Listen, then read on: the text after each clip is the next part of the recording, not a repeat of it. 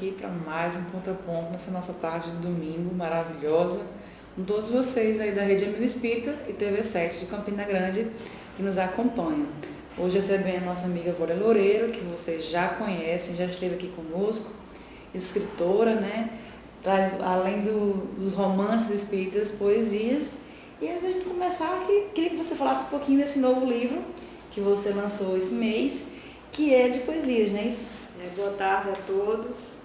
Então, nós, além da literatura espírita, temos esse dom, né, essa graça de poder escrever também poesias.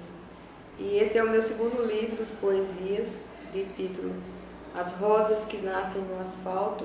É o título de um dos poemas do livro. É um livro que foi editado pela Chiado Editora de Portugal e está no mercado desde dia 13, sexta-feira passada. Ele está no mercado. Ainda não está disponível nas livrarias, mas quem desejar adquirir pode fazer direto comigo, ou então pelo site da Chiado Editora. É um livro composto de cerca de... são 180 páginas, dá em média umas 160, 170 poesias. E na mesma linhagem do primeiro livro, que trata de poemas intimistas, poemas que falam a alma. Não é de conteúdo espírita, mas que também fala ao coração. Era isso justamente que eu ia perguntar, quais são os assuntos dessa poesia, né? São poesias que falam direto à alma, né? Que falam direto ao coração, que tratam dos nossos estados de espírito, que trata de esperança, que trata da nossa caminhada, reflexões a respeito da nossa existência. E por aí vai. Ou seja, uma boa leitura que a gente indica, né?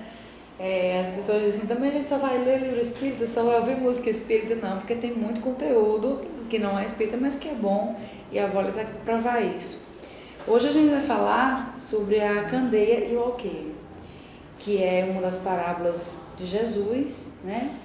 Mas antes que a gente chegue na candeia e o alqueire, eu queria que você nos explicasse por que Jesus usava as parábolas para falar. Por que este recurso? Então, o próprio Jesus, em Mateus 13, de 10 a 15, ele responde esse questionamento. Pergunta os discípulos, por que eles lhes falavam por parábola. Foi dado conhecer os mistérios do reino dos céus, mas a eles isto não lhes foi dado, porque aquele que já tem, mais se lhe dará, e ficará em abundância. Aquele, entretanto, que não tem, mesmo o que tem, se lhe tirará. Falo-lhes por parábolas, porque vendo, não veem, e ouvindo, não escutam e não compreendem. Então, muita gente interpreta essas palavras de Jesus e tem a concepção de que falar por parábolas significaria dificultar o entendimento, dificultar o que Jesus queria dizer. E é justamente o contrário. O que é uma parábola?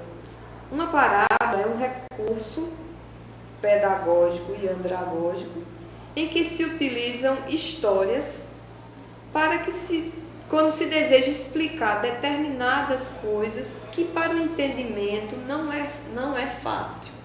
Então, como diz Jesus, os seus discípulos já tinham o conhecimento, como ele diz, já tinha sido dado a eles o segredo dos mistérios do céu. Quer dizer, eram pessoas, eram espíritos que já vinham com essa preparação e esse compromisso de outra existência. Porque imagine qual seria uma pessoa que não tivesse um comprometimento anterior, que como o caso de Pedro e André, né, que estariam lá pescando e Jesus passa e diz: deixai as vossas redes, que eu a partir de agora vos farei pescadores de homens. E eles largarem a vida deles para seguir Jesus. Então, nem todos tinham e ainda não têm a compreensão das coisas da vida espiritual. E Jesus utilizava das parábolas justamente para trazendo histórias do dia a dia daquela comunidade, daquele povo, através dessas histórias comparar com o que ele queria ensinar. Dentro das histórias, ele então trazia a sua mensagem. Por exemplo, aquela parábola que ele diz que o reino dos céus é semelhante a um terreno em que a pessoa que possui aquele terreno descobre que existe um tesouro naquele terreno. E ele vai e vende tudo que tem porque quer adquirir aquele terreno, porque ali se encontra um tesouro. Então, o que é que ele queria se referir a isso? Que quando a gente descobre o verdadeiro sentido da vida, quando a gente descobre a nossa verdadeira realização e crescimento espiritual, tudo mais deixa de ter uma importância, né? Passa a ter uma importância secundária. E a gente então vai lutar, vai trabalhar, vai se dedicar em busca desse avanço espiritual, em busca desse reino dos céus que é justamente a nossa plenitude espiritual. Então a parábola era um recurso positivo de ajudar na compreensão e não ao contrário, como muita gente pensa, que Jesus falava em parábolas para tentar esconder o que queria dizer. Até há muitos comentários que dizem que proveito se tiraria de várias histórias que na realidade o seu real sentido, a sua real intenção estava oculta, né? E aí essa pergunta eu passo para você porque por mais que usasse os argumentos ali do dia a dia, a maioria acabava por não entender. Se a gente vê que hoje mais de 2000 anos se passaram e nós ainda não conseguimos compreender e vivenciar essa mensagem do Cristo em toda a sua essência, será que realmente as parábolas elas conseguiram o objetivo, né, que era de ilustrar as situações, ou realmente foram histórias que se perderam para a grande maioria? Não, as parábolas, o recurso utilizado por Jesus, ele teve o seu êxito. O problema é que muitas vezes nós temos o conhecimento, mas o nosso apego, os nossos vícios são maiores do que o desejo de se modificar. Então até hoje a gente sabe que beber em exagero, comer em exagero, não é? Viver uma vida em que você vive estressado, ter raiva, ter ódio, não ter perdão, não ter capacidade de perdoar, isso faz mal ao corpo físico. Isso vai desenvolver doenças. E quantos de nós estão dispostos a perdoar? Se a própria medicina já vem comprovar que a mágoa, né, que a culpa, ela é responsável pelo câncer, mas a maioria de nós nem consegue se perdoar e tampouco consegue perdoar o outro. Então, da mesma forma, Jesus trazia esse ensinamento. Quantas e quantas parábolas Jesus não fala do perdão? A parábola do credor incompassivo, né? Que ele devia não sei quantos denários ao rei e o rei o manda prender e ele então pede ao rei que lhe dê um tempo, que ele iria trabalhar e que pagaria tudo o que devia. E o rei, com pena dele, perdoa a dívida e libera sua mulher, seu filho e seu servo, que iam ser escravos por conta da dívida desse credor. Aí lá adiante, essa mesma pessoa que teve essa dívida imensa perdoada, encontra alguém que lhe devia apenas 2 dinheiros. Uma coisa ínfima com relação à dívida que ele tinha com o rei. E ele vai no pescoço daquela pessoa e exige que ela lhe pague tudo, porque senão ele vai colocá-la na cadeia. Então, era isso que Jesus queria mostrar, que não pode existir 2 pesos e 2 medidas. Ele utilizava essas parábolas para mostrar, para ensinar como cada um de nós deve se conduzir. Então, ele aplicou o recurso de maneira certa, de maneira apropriada. O problema é que nós ainda temos, vamos dizer assim, arraigado dentro de nós o animalismo, o egoísmo, e poucas vezes nos dispomos a seguir aquilo que Jesus nos ensina. Uma das coisas que mais está presente, apesar do nome em si não estar nas mensagens de Jesus, é a caridade. Caridade no sentido de você servir, de você se doar, né? Do amor, do cuidado com o próximo. Mas como é que a gente pode incentivar a caridade em toda a sua essência mais sublime, né? Do amor em serviço, sem proselitismos? A doutrina espírita, ela não é uma doutrina que visa o proselitismo. O dístico do espiritismo é: fora da caridade não há salvação. Ele não diz fora do espiritismo não há salvação. Então, trabalhar pela caridade, a gente deve ter em mente a parábola que Jesus conta do bom samaritano, que é ele não naquele instante em que aquele homem que cai vítima de um salteador, né, que fica ferido a quase morte, passa por ele um escriba, não faz nada. Passa por ele um sacerdote, também passa ao longe. Vem o samaritano, que era considerado naquela época alguém que era um proscrito, né, dentro da religião, e é o único que vem ali. E o que é que ele faz? Qual é a atitude do samaritano com aquela pessoa? Ele pergunta nome, ele pergunta o que tem, ele pergunta se ele vai agradecer. Não, ele apenas vai e serve. Então, se a gente quer fazer a caridade sem fazer proselitismo, é fazer sem esperar de volta nada em retorno, que é a verdadeira caridade. Quando a gente faz a caridade buscando um retorno, buscando conquistar alguém, utilizando o nome do espiritismo, dizendo: olha, a gente está fazendo isso, mas a partir de aqui você vai ter que ser espírita. Então você não está fazendo a verdadeira caridade e não estaria seguindo o que Jesus nos ensinou. Chegou uma pergunta para a gente, que é o seguinte: se a propagação do bem é maior dever do ser humano, por que não devemos divulgar o bem que se faz? Se a nossa missão, né, é divulgar o bem e o amor de Cristo. Porque, infelizmente, nós ainda como seres humanos estamos mais acostumados ao mal do que ao bem. Por que é que os jornais, os telejornais, né, os jornais escritos também, se você torcer, o sangue desce? Porque é o que vende. Então as pessoas ainda estão mais voltadas a atenção ao que é mal do que é bom. O bem existe e ele é feito a mãos cheias.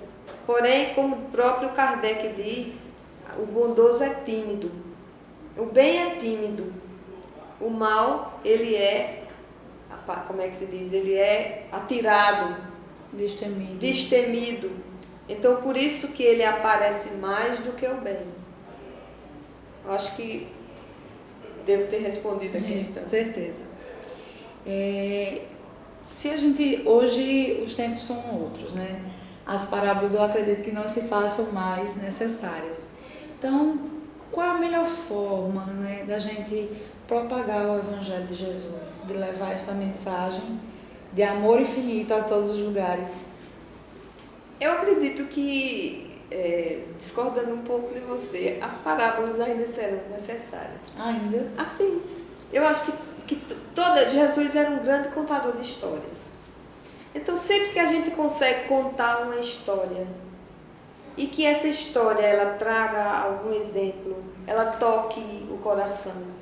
Poderíamos dizer hoje em dia que o livro espírita, o romance espírita, ele não poderia ser uma parábola? De fato. Ele não poderia ser uma parábola? Sim. Toda história que traz um fundo moral, que traz um ensino moral, que através dessa história você consegue tocar alguém para determinada situação, para determinada coisa, um poema ele pode ser uma parábola.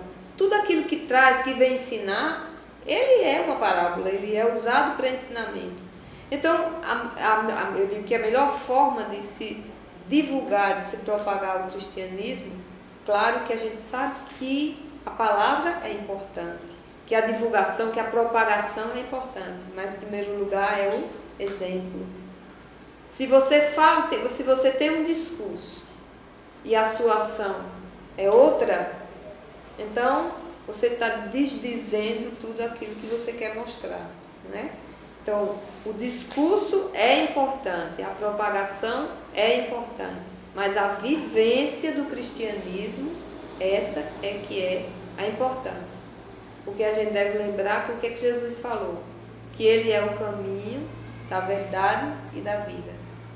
Então, a gente pode ser divulgador, a gente pode ser semeador, mas sempre tendo Ele como modelo.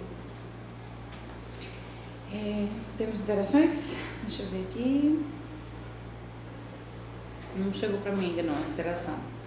Então eu vou só seguindo, depois passa novamente, por favor. Então agora vamos chegar propriamente no texto, né? E aí eu queria que você nos explicasse qual o sentido da frase: não se acende uma candeia para pô-lo debaixo do alqueire. Certo. Primeiro vamos entender o que significa isso. O alqueire, naquela época não existia energia elétrica. Então se utilizava o que a gente até há pouco tempo aqui no interior do Nordeste se utilizava, que era o candeeiro, né? O candeeiro a querosene. Eu ainda alcancei a fazenda do meu avô Também. em que não tinha energia elétrica e a gente se utilizava ou do lampião a gás, aquele lampião que tinha uma camisazinha e que acendia. Das lamparinas. Isso. E aqueles candeeirinhos a gás. E que o candeeiro, então, você tem que colocar num local mais alto para que ele possa iluminar. O velador, o alqueire, perdão, eram cestos utilizados pelos judeus para colocar pães, para colocar comidas, né? Então, o que Jesus diz? Que não se acende um candeeiro, uma candeia, para depois abafá-lo, para depois tirar a sua luz. Ao contrário, ele deve ir para o velador, que era o local mais alto, para que ele possa iluminar. Então, o que é que Jesus queria nos ensinar com isso? Que nós, quando temos um conhecimento, quando conhecemos a sua lei, quando conhecemos a sua palavra, nós não podemos guardar esse conhecimento só conosco, porque isso seria um egoísmo, isso seria uma forma de egoísmo. Se você tem uma compreensão maior de algo, é obrigação sua como cristão, é uma caridade sua você divulgar. O próprio Kardec diz, né, que a maior caridade que se pode fazer ao Espiritismo é a sua divulgação. Então, da mesma forma, nós temos que ser propagadores do bem. Vamos entender a candeia aí como sendo bem. E nós devemos propagar o bem. Isso vale tanto na questão moral, na questão religiosa, como também vale na questão da vida científica. A gente sabe que é comum nessa vida de muita concorrência, em que as pessoas costumam guardar as coisas só para si, não é? Se você tem um conhecimento a respeito de alguma coisa, de algum produto que ajude a melhorar a economia, a melhorar até mesmo a situação de vida de uma outra pessoa, muitas vezes a pessoa deixa de dar aquela informação, deixa de passar aquele conhecimento que quer guardar só para si. Então está agindo contra o que Jesus falou, quando disse que não se deve colocar a candeia debaixo do alqueire. Então, tudo aquilo que é para o bem, a gente deve divulgar e divulgar para todos, e não guardar para si mesmo. Vamos à interação que foi passada, que ainda é com relação à questão das parábolas. Que a pergunta foi o seguinte: a parábola é uma forma bastante didática de se educar, mas será que não é chegada a hora de falar mais diretamente a mensagem, sem deixar espaço para interpretações diversas? Eu digo que naquela época, a forma mais direta que Jesus encontrou para trazer os seus ensinamentos era através da parábola. Vamos dar um exemplo. Quando Jesus fala da questão ainda do perdão, quando ele diz, procura perdoar ao teu adversário enquanto te encontras com ele no caminho, para que não aconteça que ele te entregue ao juiz, e o juiz te entregue ao oficial, e que sejais encerrado na prisão, e te garanto que de lá não sairás enquanto não pagares o último centavo. Jesus falava claramente aí, daquilo que hoje nós sabemos, da questão da reencarnação, da questão da lei de causa e efeito, que nós devemos resolver os nossos problemas enquanto estamos com a condição, vamos dizer, na vida atual, né? Se eu tenho um problema contigo, então é melhor que a gente se resolva nessa vida do que a gente leve essa questão para vidas passadas. Naquela época, o conhecimento da reencarnação ele era restrito, não era, vamos dizer, como nós hoje o conhecemos. O judeu tinha o conhecimento da ressurreição, que era diferente da reencarnação. Apenas alguns iniciados tinham esse conhecimento da reencarnação. Então, a forma mais clara que Jesus poderia ensinar era daquela forma, era trazendo comparações. Para hoje, a forma como você diz, seria diferente, não deixaria de ser uma parábola. Mas quando a gente escreve um romance, quando a gente escreve um poema, e que dentro desse poema a gente consegue fazer uma comparação que leve, vamos dizer, a pessoa a pensar vamos dizer assim, em uma forma diferente de ver as coisas, de ver a vida, nós estamos usando parábolas e estamos informando de uma forma, às vezes, mais suave do que utilizar a palavra dura. Até porque também a gente deve entender que luz demais cega. É aquela história do mito da caverna, né? Que as pessoas viviam olhando a sombra. E que a gente não pode sair da escuridão para a claridade de imediato, porque senão a gente cega. Então tudo vem de uma forma gradativa. Então, para cada um alimento, como diz Paulo de Tarso. Aí, dando continuidade à interpretação dessa parábola, agora o trecho que eu queria que você comentasse é: aquele que já tem, mais lhe será dado. Aquele que não tem, mesmo que tem, se lhe tirará. Uhum. Dá a entender que é injusto, né? Tentando ainda vai ter mais. E eu quase não tenho, tudo que eu tenho eu vou perder. Então parece um tanto injusto, contraditório. Contradição, mas não é. Vamos entender o seguinte: aquele que já tem o conhecimento, que já tem, vamos dizer, já despertou para as coisas do Espírito. Então, a esse, cada vez mais, nessa caminhada de evolução, mais ele conseguirá acrescentar ao seu conhecimento. O que não tem é aquele que estava apegado a valores errôneos, que estava, vamos dizer, com o espírito voltado para as coisas falsas, para as coisas que não são verdadeiras para o espírito.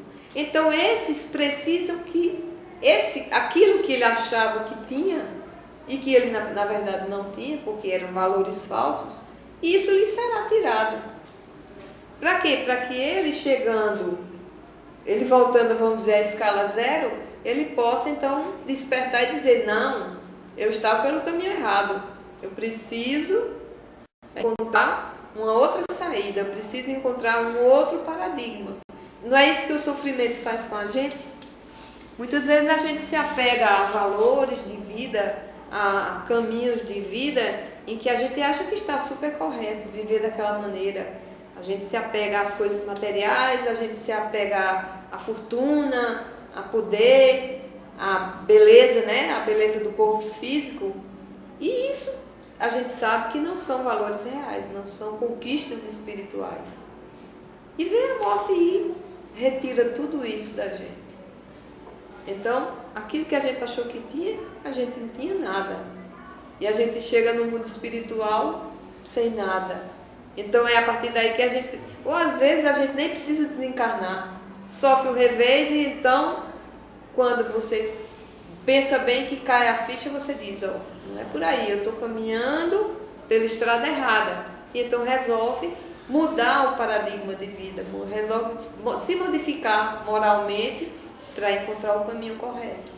Então não é que Jesus nos fala da injustiça divina, mas pelo contrário, é do amor divino, dando àquele que já tinha mais condições de continuar a ter, e aquele que estava no caminho errado, que estava observando os valores falsos, perder esses valores para que possa encontrar os valores verdadeiros.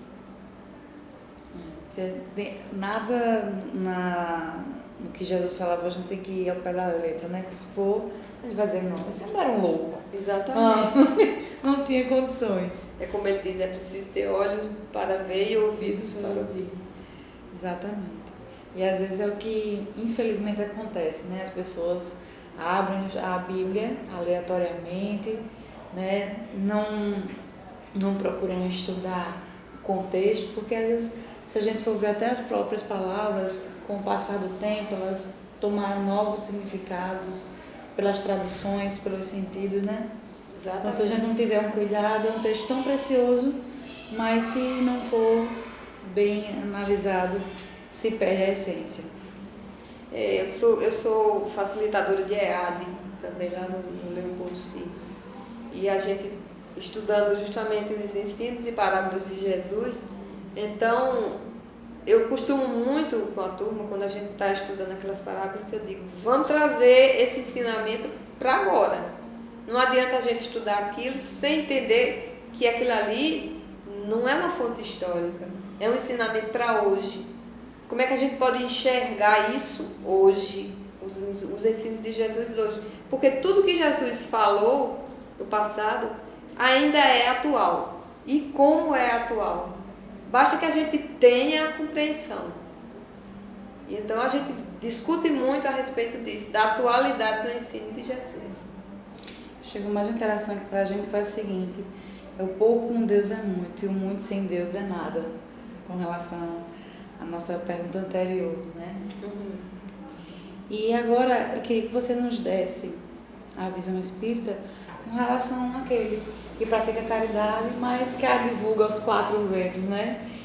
Indo de encontro ao que Jesus disse, né? Que uma mão não sabe o que a outra dá. Então, o que se pensar, como analisar e até como orientar, né? Então, existe aquilo que a gente chama de caridade e aquilo que é só filantropia. A verdadeira caridade, ela é discreta. A filantropia é aquela que se faz buscando, vamos dizer, trazer os holofotes para si, né? Ele tem, vamos dizer, o seu valor, mas não é a verdadeira caridade. A verdadeira caridade, ela exige o envolvimento pessoal. Ela exige o envolvimento pessoal, ela exige a empatia com o sofrimento do outro, né? Empatia significa o quê? Colocar-se no lugar do outro. Então, se eu vou divulgar o que eu estou fazendo, eu não estou tendo empatia com o sofrimento do outro. Eu posso estar praticando filantropia, mas nunca caridade. O próprio Jesus falou a respeito disso quando fala daquela parábola da viúva, né? Que eles estavam à porta do templo e chegavam pessoas ricas e depositavam grandes quantias de dinheiro no gasofilácio, que era o local onde se colocavam as moedas. E veio aquela viúva com apenas 2 moedinhas, e era tudo que ela tinha, e ela vai e deposita lá. E Jesus disse que ninguém deu mais do que aquela viúva, porque ela deu daquilo que ia lhe faltar. E ela não faz aquilo para se mostrar. Como também aquela outra parábola que ele fala do publicano e do fariseu, né? Que ambos estavam no muro, né? No templo, e um Chegava e dizia: graças eu te dou, ó meu Deus, porque eu não sou como esse publicano, que é pecador, que faz isso e que faz aquilo outro, porque eu pago o dízimo, eu faço isso, e cada vez mais ia se elogiando. E qual era a atitude do publicano? Era de não ter coragem nem de levantar os olhos, de cabeça baixa, contrito, batia no peito e dizia: me perdoa, Deus, que eu sou um pecador, que eu quero melhorar. Então, um propagava o que fazia e o outro, arrependido, tentava melhorar. Qual deles, como diz Jesus, saiu justiçado? O publicano. Então é assim também com a caridade. Se você quer fazer o bem, faça sem olhar a quem, faça sem esperar nada de quem você fez o bem. Isso é uma coisa complicada e não é fácil. A gente fala, mas a gente sabe que não é fácil. Porque normalmente, quando a gente faz alguma coisa por alguém, a gente cria uma expectativa. Essa expectativa ela não pode vir nem, vamos dizer, numa questão de retorno financeiro, mas assim, às vezes até no retorno do seu ego, né? de massagear o seu ego. Médium e palestrante espírita tem que ter muito cuidado com isso. Da questão de que você vai fazer aquela palestra, como disse, você fala ali, mas você está esperando o retorno. Não é, a gente deve se policiar e não esperar esse retorno. Dentro do trabalho mediúnico, dentro de qualquer trabalho dentro da casa espírita e fora dela, dentro do nosso vivenciar o cristianismo. É buscar entender a caridade como sendo o amor em ação, e para isso não pode haver nenhuma ansiedade de retorno. E temos alterações. Quais são as consequências espirituais àquele que detém o conhecimento, mas não esclarece aos que necessitam? Você falou inicialmente, né, da necessidade de divulgar, dessa luz iluminar a todos, e aquele que abafa. Quais são as consequências? Nós devemos entender que, pela lei de causa e efeito, aquele que teve condição de divulgar, aquele que teve condição de esclarecer e de iluminar, não o fez, como lei de causa e efeito, né? Ele responderá amargamente por isso, porque foi um bem que deixou de praticar. E nós encontramos no Livro dos Espíritos, né, que o fato de você não praticar o bem já é um mal. Então, isso significa que se aquele que teve condição de fazer o bem e que detinha o conhecimento, isso, em uma existência futura, pode lhe ser tirado. Ele pode deixar de ter uma inteligência, vir num corpo físico em que tem a inteligência limitada, porque ele não soube fazer o bom uso dessa inteligência. A gente não pode, vamos dizer assim, generalizar. Dentro do Espiritismo a gente não pode generalizar nada, né? Essa história de dizer, fulano nasceu nessa existência sem braço, porque na vida passada ele partorou o braço de uma pessoa, ele arrancou o braço de uma pessoa. Isso é perigoso, você generalizar, porque a gente esquece que a misericórdia de Deus é infinita e, diferente da justiça humana, que ela precisa ser igual para todos, a justiça divina ela não é igual para todos. Ela é justa, mas a cada um segundo as suas obras e seu merecimento. Porque cada pessoa é um universo diferente. Cada pessoa tem as suas dificuldades, tem, vamos dizer, os seus méritos e deméritos dentro de um problema. E Deus vê tudo isso. Ele não nos mede, vamos dizer, com a mesma régua. Ele nos mede individualmente, porque Ele conhece o coração de cada um de nós. Então, o que for melhor para a gente é que vai ser feito. Eu até me atreveria a dizer, olha, que uma vez que você encarna num planeta Terra, em condições, né, quando você vem um espírito que tem uma inteligência, que é dotado de informações, que vem num seio familiar, que lhe é propício para o afloramento daquilo ali, e você desperdiça, ou volta toda essa sua inteligência, todos os seus recursos para o mal, né? Eu acho que quando você retorna ao mundo espiritual, que a consciência se expande, eu acho que a culpa de dizer quanto tempo perdi. Exatamente. Falhei mais uma vez, eu acho que é o pior, é a pior das consequências, né? Exatamente. É a consciência de dizendo, eu tive tudo que precisava nas mãos e joguei fora. E eu lhe digo que nem sempre, assim, esse espírito de imediato tem essa consciência.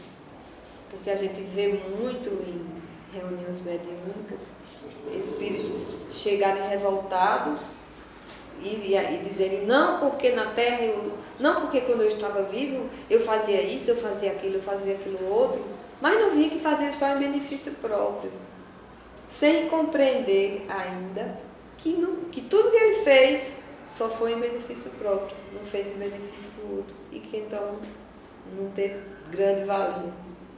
Então, quando o espírito desperta e observa que ele agiu apenas pelo egoísmo, aí vem a culpa, né?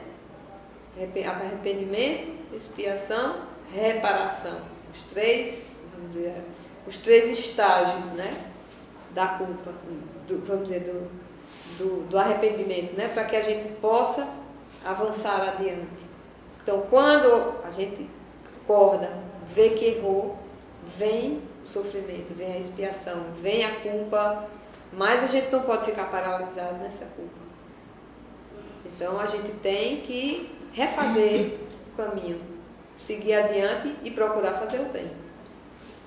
Ainda das interações, veio a seguinte pergunta. O que pensar daquele que só faz o bem como uma forma de castigo? A exemplo de penas alternativas impostas àqueles que cometem crimes de pequeno porte.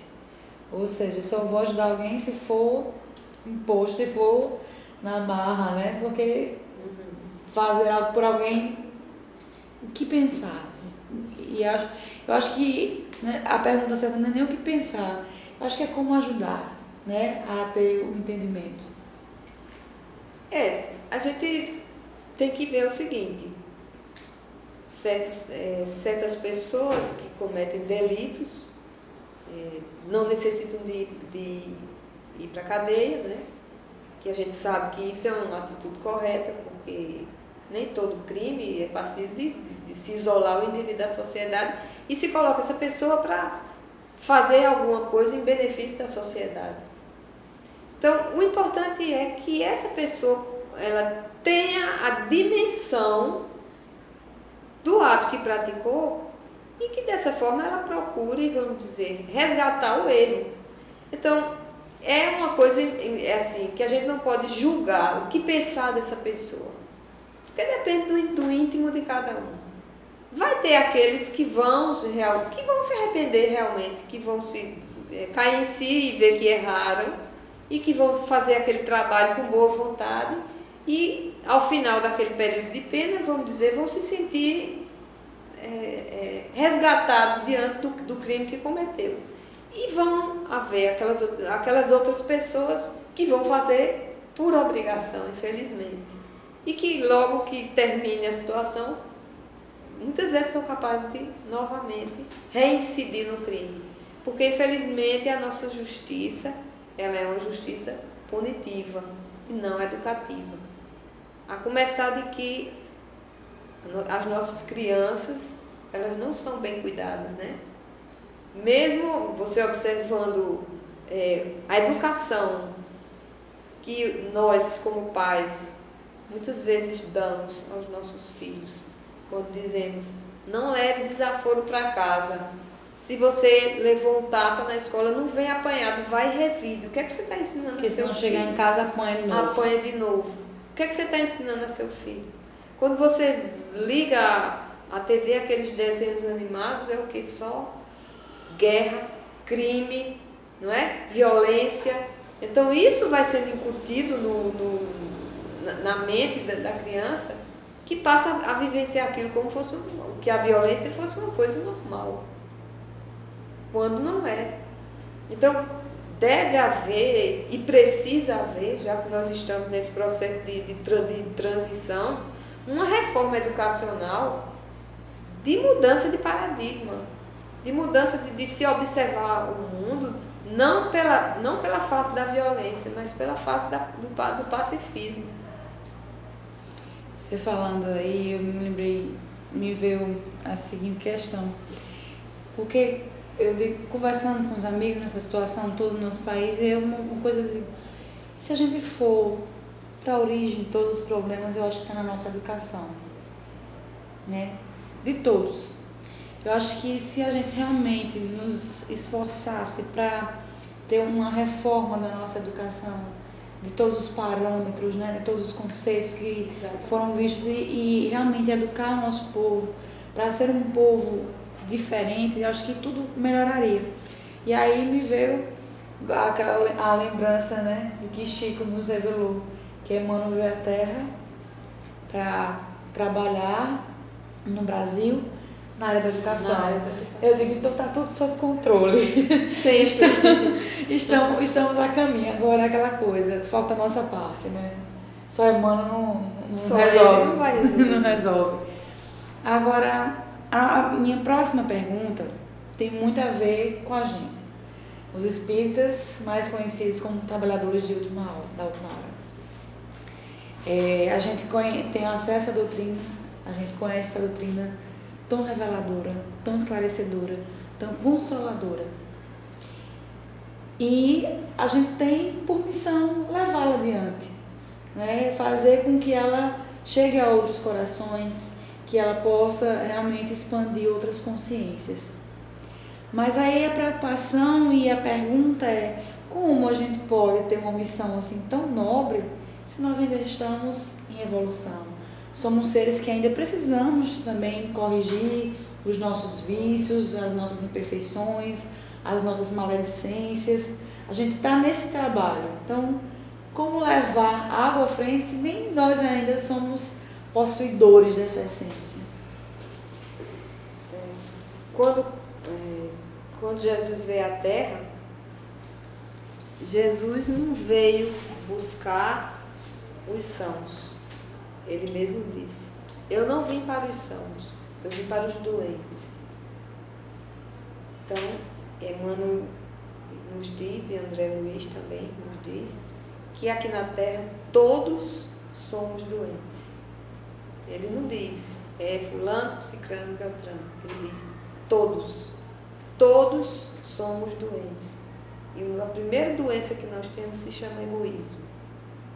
Então, nós estamos num patamar evolutivo em que nós ainda não conseguimos nos livrar do egoísmo, que vem de onde? Da animalidade. Então, na época em que nosso princípio espiritual transitava pela animalidade, o egoísmo para nós era necessário como forma de sobrevivência.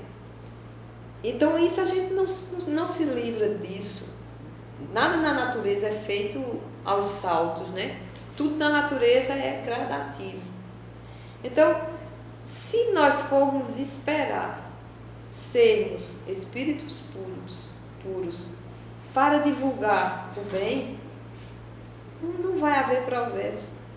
Porque o que é necessário é que cada um que for conseguindo acender o seu palitinho de fósforo, a sua velinha, a menor chama possível que você possa acender e você colocar essa chamazinha no velador, 1000 palitos de fósforo, ele já vai iluminar bastante. Ilumina um pouquinho, mas já tira do escuro, não tira? Se você estiver numa sala totalmente escura e você chegar e acender um palito de fósforo, a escuridão já diminuiu bastante.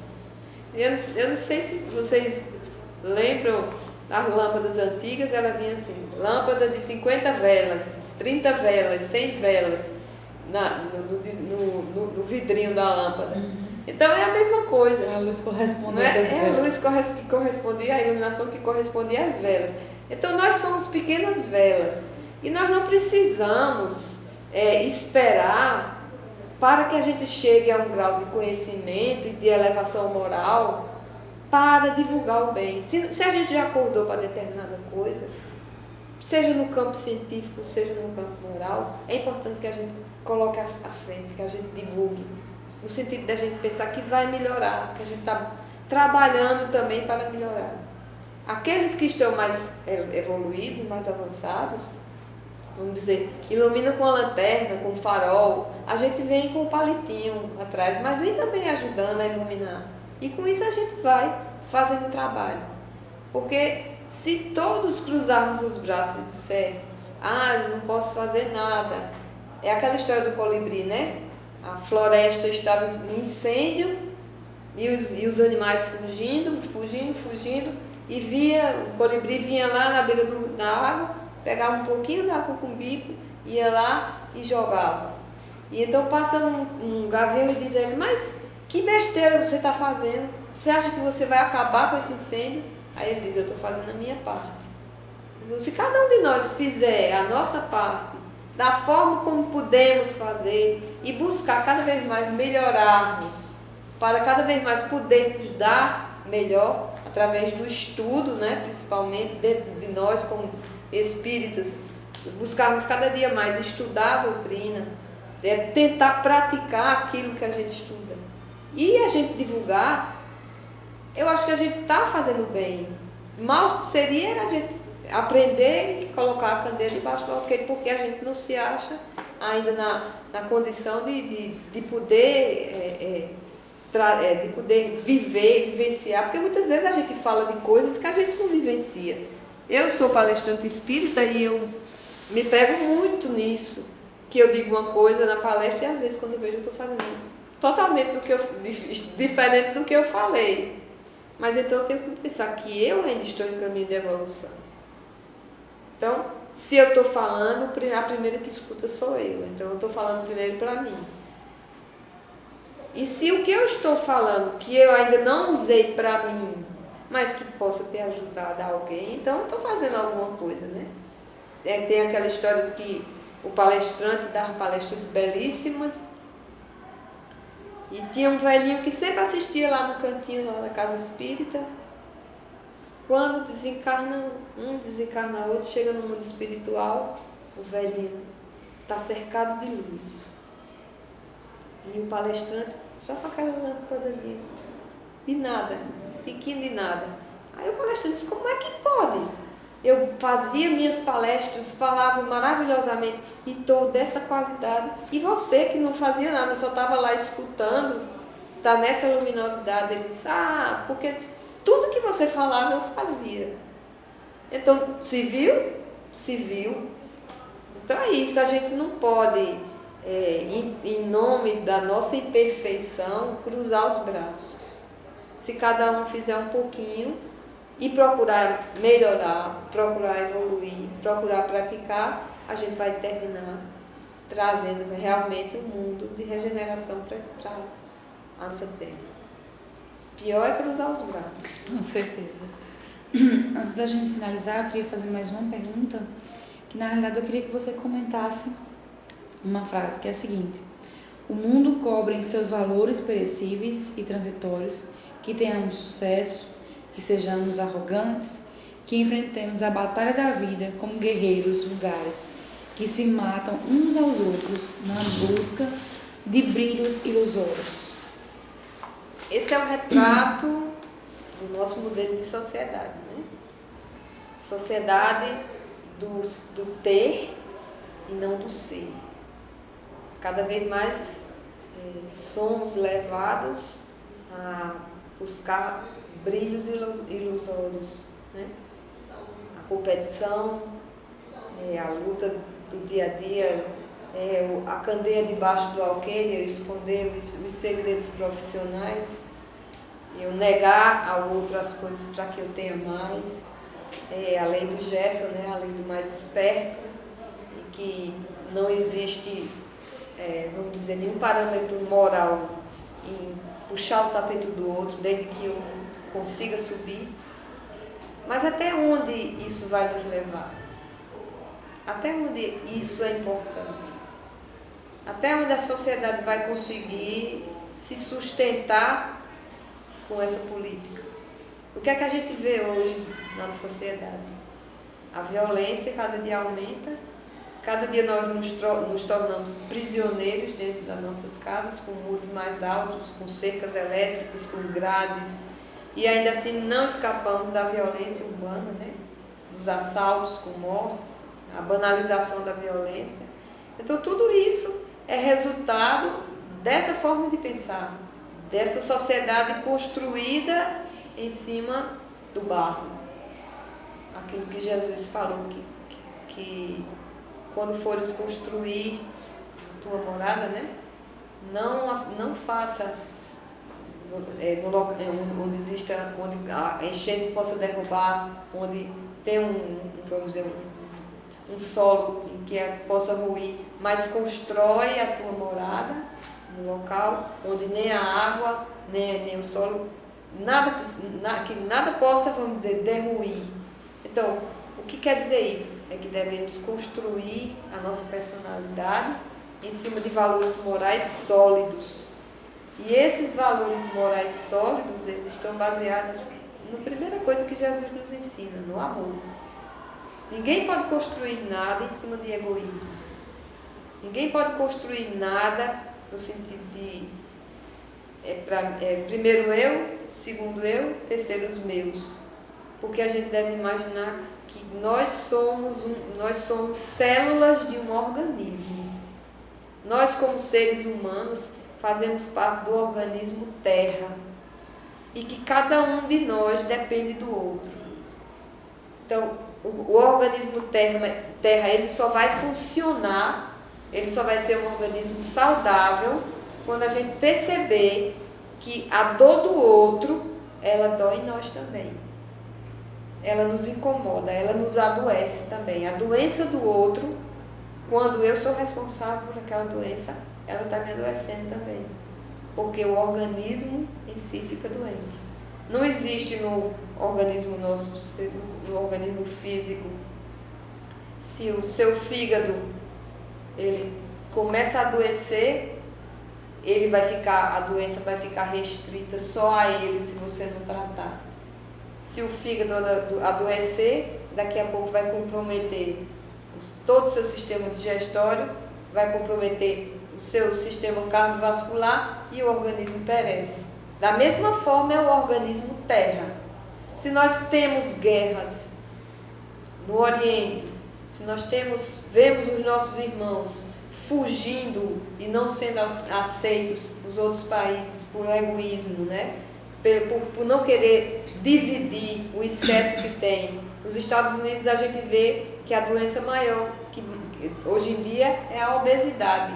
Quer dizer, é sobrando comida demais ali, e aquelas pessoas comendo em excesso, enquanto na África as pessoas morrem de fome, enquanto no Oriente as pessoas estão morrendo de fome. De onde vem essa ignorância, de onde vem vamos dizer assim, esse ódio do Estado Islâmico? Será que isso é à toa? Será que isso veio do nada? Ou vem de uma sociedade massacrada, de uma sociedade humilhada, de uma sociedade privada de tudo, privada principalmente de amor e de conhecimento? Porque o amor conquista. Então é preciso mudar esse paradigma. Não observando e querendo que o mundo inteiro se torne espírita, porque o próprio Kardec diz que o espiritismo é o futuro da religião, mas não é a religião do futuro. Então é quando a gente abrir a mente para entender que o outro é um pedaço de nós.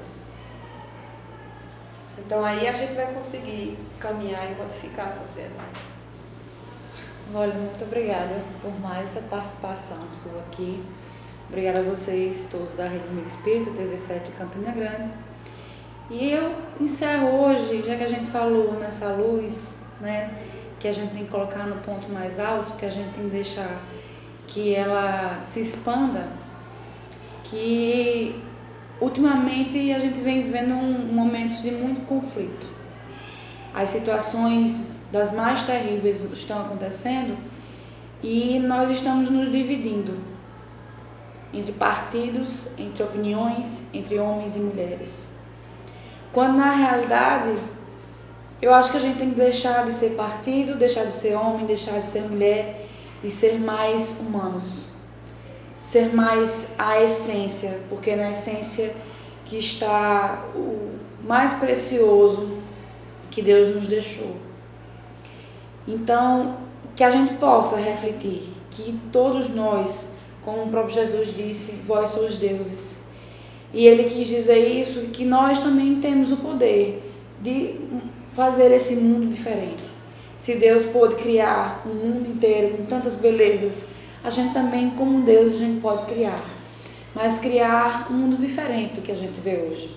A responsabilidade é nossa, só que a gente tem que trabalhar junto. Enquanto a gente se dividir entre homens e mulheres, entre opiniões e partidos, a gente está perdendo tempo, esforço, energia.